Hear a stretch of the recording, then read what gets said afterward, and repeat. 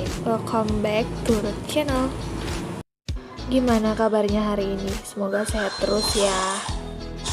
Jangan lupa di like, comment, share, dan subscribe. Kali ini kita akan mengupas sebuah karya sastra menggunakan teori psikologi.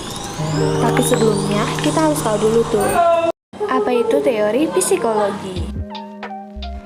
Psikologi sastra adalah kajian sastra yang memandang karya sebagai aktivitas kejiwaan. Pengarang akan menggunakan cipta, rasa, dan karya dalam berkarya. Psikologi sastra mengenal karya sastra sebagai pantulan kejiwaan. Pengarang akan menangkap gejala jiwa, kemudian diolah ke dalam teks dan dilengkapi dengan kejiwaannya. Pada umumnya, aspek-aspek kemanusiaan inilah yang merupakan objek utama psikologi sastra. Sebab semata-mata dalam diri manusia itulah, sebagai tokoh-tokoh, aspek kejiwaan dicangkokkan dan diinvestasikan.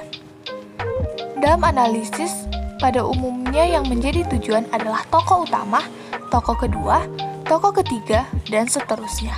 Selanjutnya, ia menyebutkan bahwa tujuan psikologi sastra adalah memahami aspek-aspek kejiwaan yang terkandung dalam suatu karya.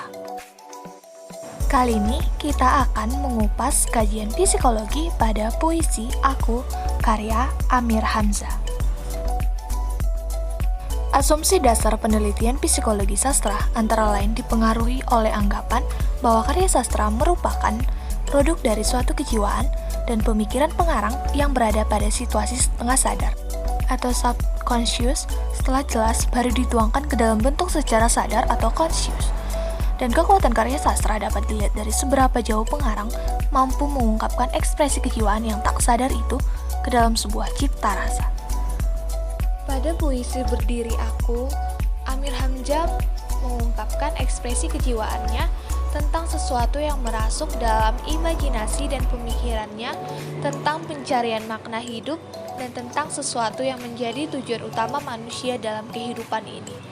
Lalu pengalamannya tersebut menjadi imajinasi yang melahirkan produk kreativitas yang berupa karya sastra dalam puisinya yang berjudul Berdiri Aku. Mari kita bahas, kita kaji puisi berdasarkan tinjauan psikologis. Pada bait pertama, penulis mengungkapkan rasa emosionalnya tentang apa yang dirasakannya pada apa yang dilihatnya. Penantian dan perundungan diri terhadap apa yang dilihatnya tentang peristiwa atau kejadian di suatu pantai atau laut menjadi pengalaman yang mendorongnya untuk melakukan sesuatu. Begitu juga dengan bait yang kedua. Pada bait ini, penulis mengungkapkan hubungan antara kehidupan manusia dengan peristiwa alam. Terlihat pada baris, angin pulang menyejuk bumi, menepuk teluk mengempas emas, bawah angin laut atau peristiwa alami dapat dimanfaatkan oleh nelayan atau kegiatan manusia untuk membawa perahunya ke daratan dengan membawa hasil lautnya. Selain itu, perwatakan tokoh yang ditampilkan Amir Hamzah mampu menggambarkan perwatakan tokoh yang semakin hidup, di mana tokoh aku pada puisinya ini tiada lain adalah dirinya sendiri. Namun, selain itu, tokoh aku juga bisa mewakili manusia secara umum, di mana terlihat dalam setiap baitnya, tokoh aku menjadi subjek sekaligus objek dari setiap makna yang dimaksudnya.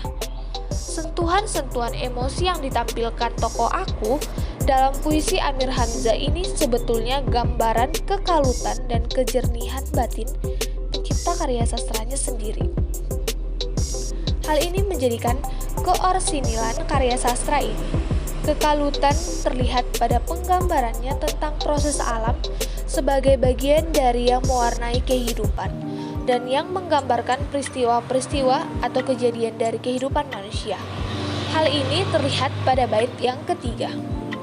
Bait ini bermakna pelangi yang membentang dari satu ujung naik ke langit dan turun di satu ujung lainnya dengan keindahan warna-warni yang dapat membuat lupa siapapun yang melihatnya.